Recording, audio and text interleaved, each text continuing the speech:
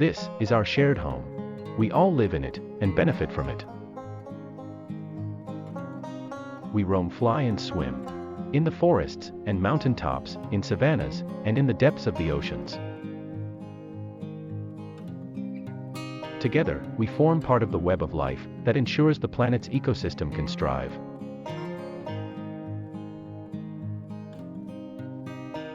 We provide for people everywhere. The ecosystems we inhabit, feed and clothe them, and help them build their homes. Despite that, our survival is in danger.